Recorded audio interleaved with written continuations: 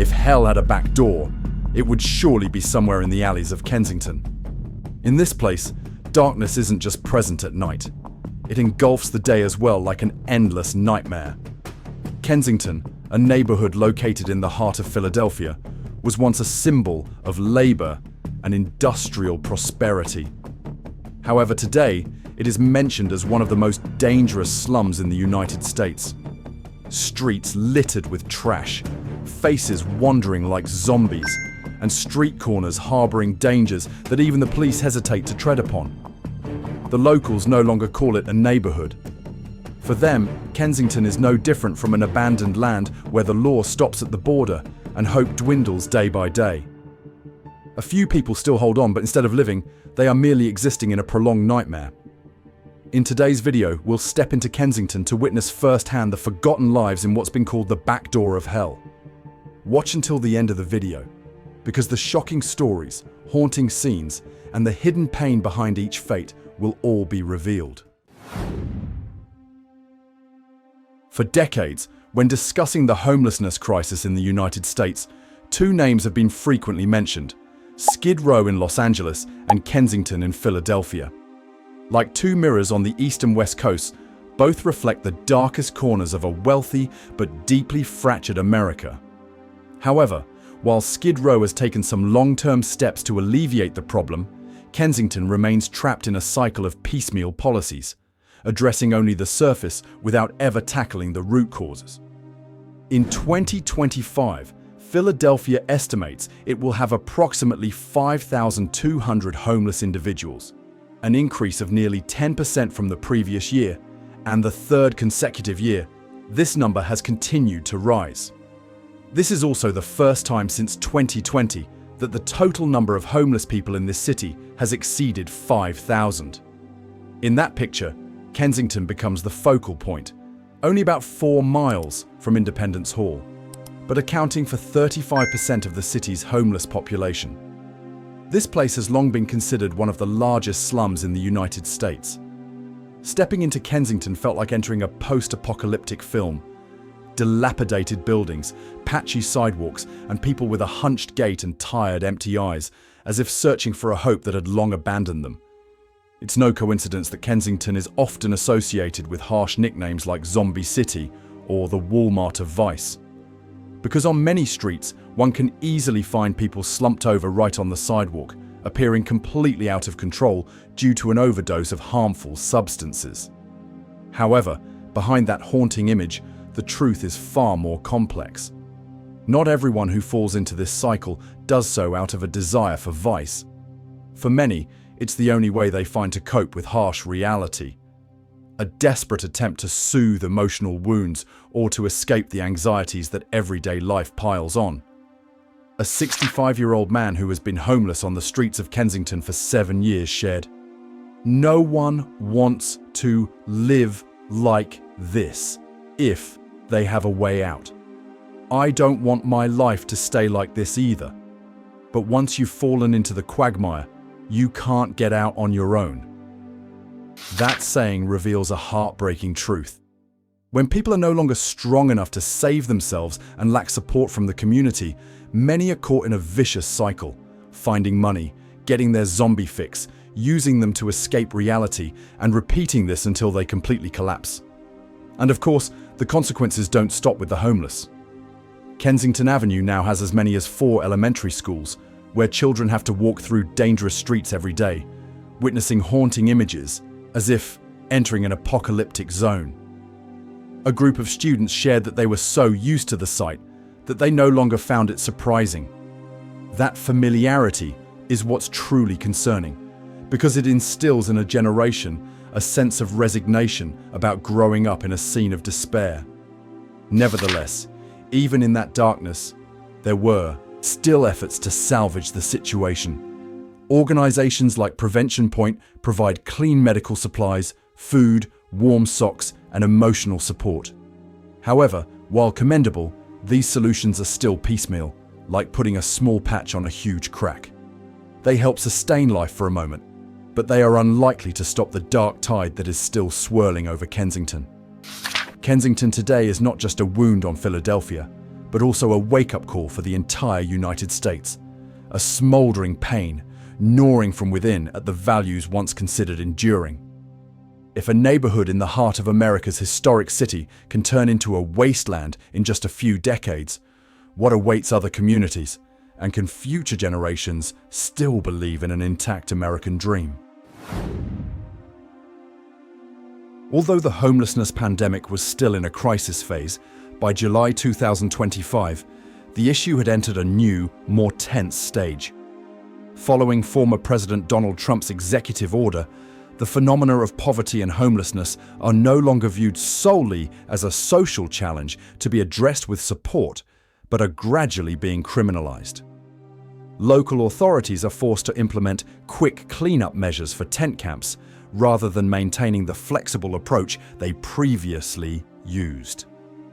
Previously, the city still had room for collaboration with social organizations, providing medical support, temporary housing, or testing policies like housing first, prioritizing housing first and then addressing other issues. This approach isn't thorough, but it creates a bit of humanity, a respite for the homeless to regain their footing. However, after the decree, these options were severely limited. The new policy focuses on restoring order and enforcement rather than individual care. Federal agencies like HUD or HHS are restricted from using proven effective tools, giving way to harsher measures such as mandatory mental health treatment as a condition for receiving assistance. On the surface, the decree presents a very different image. The streets of Kensington look cleaner now that the tent camps have been removed. One could easily mistake the crisis for being actively controlled. However, its downside was exposed soon after. The homeless were forced to leave but had nowhere to go. New camps are springing up just a few blocks away, even in the suburbs, and the vicious cycle is repeating itself. Additionally, housing prices continue to rise while social welfare programs are being severely cut. The homeless not only lose shelter, but also their dignity, as they are increasingly viewed as a social burden, and even as criminals. Concerns are further heightened by reports that some localities are considering Alcatraz-style facilities, places that focus on concentrating and detaining the homeless rather than supporting their reintegration. For the community, this scenario is like a complete disconnect between the concepts of justice and humanity. People might feel temporarily safe because the streets are cleaner, but the truth is that the problem has only been temporarily pushed out of sight. In the long run, these policies risk exacerbating the very issues they aim to address. Enforcement, rather than support, only deepens the housing shortage. Mental health issues are not being treated comprehensively. The use of harmful substances has not only not decreased, but has also sunk into darker, more difficult to control corners. Behind that seemingly bright picture lie cracks in human rights, in empathy, and in the resilience of fates that are already too fragile. Is this truly a solution to the homelessness crisis, or just a way to sweep the dust under the rug to hide a wound that is growing wider? When Kensington is mentioned, people often immediately conjure up haunting images. Hunched figures on the sidewalks, lifeless eyes, or even groups of people huddled around a street corner as if searching for a brief escape from a harsh reality. Behind those images lies a much bigger problem: the crisis of vice that is eating away at the very roots of an entire community. This is not merely a story about individuals losing control, but also a broader social picture where various economic, psychological, policy, and cultural factors intertwine, pushing Kensington into a seemingly inescapable spiral. For many years, medical reports and social research have indicated that the majority of people who fall into this situation do not do so simply because of a wrong choice. Instead, they often carry invisible wounds: financial pressure, emotional trauma, job loss, family breakdown, or even painful childhood experiences. For them, banned substances are not just a temptation, but also like a temporary solution to temporarily soothe their pain. But the paradox is that this short-term solution became a long-term trap, pulling them into a vicious cycle of loss and helplessness. Kensington is even more particularly vulnerable because it is an area that has already suffered significant socio-economic disadvantage. The textile industry, which once supported tens of thousands of people here, disappeared in the 1980s, leaving behind neighborhoods with unemployment and poverty rates many times higher than the citywide average. As opportunities for a better life close, fleeting choices to escape reality become even more tempting. At the same time, the cost of living and housing prices in Philadelphia are escalating, making it even easier for already struggling families to fall into instability. In that context, Kensington became fertile ground for the spread of the dangerous crisis. The noteworthy point is that while some social programs like Housing First or harm reduction have proven effective, their implementation in Kensington has been inconsistent and discontinuous.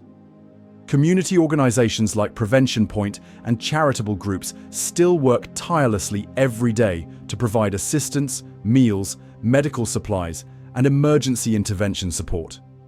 But compared to the scale of the crisis, these efforts are like small life rafts tossed into a raging current. Some volunteers say that on some days they have to resuscitate multiple people at once, an image that is both admirable and reflects the severity of the situation. If we look at it more broadly, this is also a problem of public health and economics. Reports indicate that the cost of hospital systems, security, and social programs to address the consequences of the banned substance amounts to billions of USD annually. Instead of just dealing with the consequences, many experts believe there needs to be stronger investment in education, prevention, and recovery. Some major brands have also started to participate, such as CVS Health and Walgreens, which offer Narcan at pharmacies for timely intervention in emergencies, or Amazon and Walmart, which sponsor community programs providing essential supplies and vocational skills training for vulnerable people. Although still limited, this is a sign that the private sector can absolutely become an important part of the Kensington redevelopment process. However, the solution cannot rely solely on material aid. The core issue lies in restoring trust and creating opportunities for these individuals to see a different path for their lives. It could be a practical vocational training program, a safe temporary shelter, or even just a listening and supportive community. Patience, consistency, and humanity are the only factors that can turn things around in the long run. Kensington today is like a mirror reflecting America, a place where the light of prosperity can coexist with the darkness of despair. Will we dare to look directly at the root of this crisis to heal? Or will we continue to merely patch things up, only for that darkness to spread to other communities one day? For decades, Kensington has been not only a focal point of social crisis, but also a symbol of the widespread shortage of affordable housing across the United States. As the old houses gradually deteriorated and new real estate projects became unaffordable for the working class, Kensington became a land caught between two worlds, unable to maintain traditional housing, but also unable to access new opportunities. That disparity has created a vicious cycle of prolonged poverty, where today's difficulties only lead to even more dead ends tomorrow.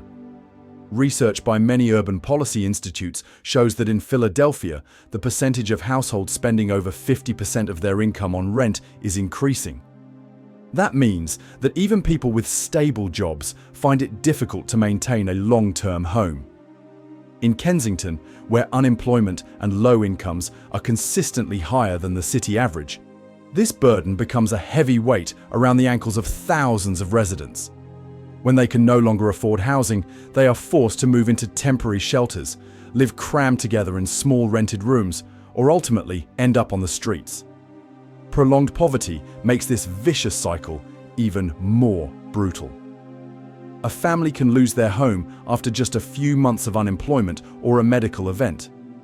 At that time, children had to change schools constantly, adults lost stability in maintaining their jobs, and the entire community was gradually drawn into a cycle of perpetual uncertainty. With Kensington, this is no longer an exception, but has become a reality repeated across generations. The solutions that have been proposed, such as housing first or increasing the supply of social housing, still face many obstacles in terms of budget, the procedures, and even opposition from other residents. Some community programs and private businesses have begun to participate, although not on a large enough scale to change the situation. For example, Habitat for Humanity continues to build affordable homes for low-income families. Home Depot and Lowe's donate materials for home repairs, while some major banks like Wells Fargo and Bank of America are implementing preferential loan support funds for workers. These initiatives show the potential for public-private partnerships, but compared to the scale of the crisis in Kensington, they still seem like small patches on a large torn cloth. Meanwhile, poverty continues to deepen into everyday life. Many Kensington residents say they've become accustomed to having to choose between paying rent or buying food. That insecurity isn't just an economic story. It also creates psychological wounds, a feeling of being left behind, a loss of faith in the system, and a sense of helplessness in the face of the future. As poverty becomes the new normal, the doom loop tightens further, pushing more people to the brink with no clear escape. If even a roof, the most basic symbol of stability, becomes a luxury, how can a community retain its faith? And how can a nation protect the dream for future generations? Over the years, Kensington has not only been known as Philadelphia's hotspot, but also as a mirror reflecting the layered flaws in America's social and security policies. The problem here didn't just emerge in the last few years. It's the result of a long chain of decades-long shortcomings, where measures were taken primarily to address immediate situations rather than tackle the root causes. One of the most obvious shortcomings is the lack of coordination between government levels and the community. Many reports show that the city once spent billions of dollars on security, healthcare, and housing, but the effectiveness was very limited. The reason isn't just a lack of funds, but also how resources are used. Support programs are often fragmented, overlapping, and lack continuity. When a new policy is introduced, the old policy hasn't had time to adjust, creating gaps that vulnerable people easily fall into. Additionally, security policies in many periods focus more on cleaning up and maintaining superficial order rather than caring for people. Images of Kensington streets occasionally cleared of homeless encampments lead many to believe the situation has improved. But in reality, those who are evicted simply move from one place to another, perpetuating the problem. Instead of addressing the root causes, these types of policies only shift the tragedy to a new location, causing the crisis to spread further.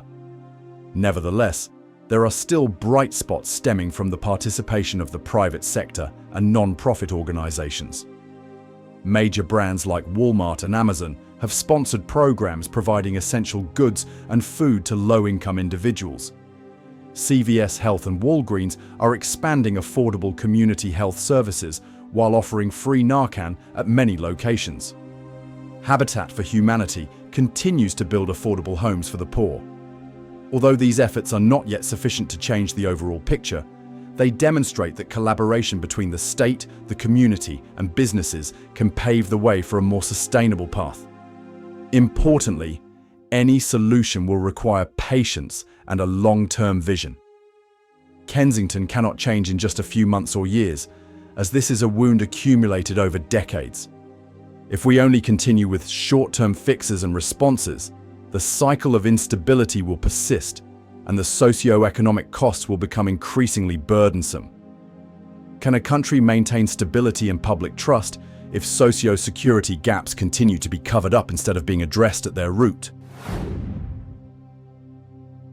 When people think of Kensington, they often only see desolate streets, dilapidated tents, or the weary faces of the homeless. But in reality, the consequences of this crisis don't just affect those who are trapped in it. It's spread, gradually permeating the daily lives of the entire surrounding community, from working-class families and children to local business owners, creating a lingering sense of unease. For people living near Kensington, the constant worry is safety. On many streets, the image of cluttered sidewalks, areas crowded with homeless people, and the lack of an effective security presence makes them hesitant to leave their homes, especially in the evening. Many residents shared that they were forced to change their commute or school drop-off routes just to avoid passing through unstable streets. That tension, which lasted day after day, gradually eroded their belief in the stability of the place they once called home. Children, the most vulnerable group, are also heavily affected. There are as many as 4 elementary schools right on Kensington Avenue. This means hundreds of students have to pass through a high-risk area every day. For them, negative images have become the new normal, to the point where some of them admit they are so used to the sight that they are no longer surprised. This emotional numbness sows a kind of nameless unease in young souls. Growing up in despair can cause the next generation to gradually lose faith in the inherent goodness of society. The concern also lies in the value of real estate. Some market research indicates that housing prices near Kensington have decreased significantly compared to other areas of Philadelphia. Many families intend to move, but due to low home values, they cannot afford to buy new housing in safer areas. The community, therefore, is stuck in the very cycle of instability they want to escape. In that context, there are still efforts from both the community and large businesses to alleviate the burden. Brands like Target and Walmart have expanded essential item donation programs and provided low-cost meals to affected areas. CVS Health is launching mobile health services, offering free health checks and consultations. Non-profit organizations are partnering with major banks like Bank of America to distribute rental assistance funds to low-income households. Although not enough to solve the problem at its root, these initiatives have at least created a glimmer of hope for the residents who remain in Kensington. If a community just a few miles from Philadelphia's historic center could become so fragile and unstable, what would prevent other neighborhoods from going down the same path in the future? Kensington today is like a deep scar on the body of America, both painful and a reminder that no wound heals if only covered on the outside. The desolate streets, hopeless eyes, and even the rare laughter of children here are not just the story of a neighborhood in Philadelphia, but also a mirror reflecting the future that any community could face if we continue to turn our backs on vulnerable lives. Kensington needs not just short-term relief, but a long-term vision, affordable housing, job opportunities, sustainable healthcare, and most importantly, restoring community trust. Because ultimately, a society is only truly strong when its weakest members are still protected. Can a nation uphold the American dream if, within its own borders, there are still forgotten communities living in despair without seeing a way out? If you've ever witnessed or experienced something similar in your own community, please leave a comment below. Your story is not only valuable to you, but it can also become a voice that contributes to raising awareness among many others. And if you find this video important, please like it, share it with your friends, and subscribe to the channel so we can continue to have necessary conversations about the future of America together. Because who knows, one day, these very conversations might become the seeds of change. The content in this video is created for the purpose of analysis, information sharing, and prompting social reflection, and is not intended to attack or defame any individual, organization, or government. Some data is extracted from reports, studies, and press information. Details that have not been absolutely verified are presented in summary form to illustrate the overall picture. The video does not encourage or promote any illegal or harmful behavior, and it avoids making extreme conclusions. The sole objective is to create a space for dialogue where audiences can collectively reflect, empathize, and seek hope for struggling communities.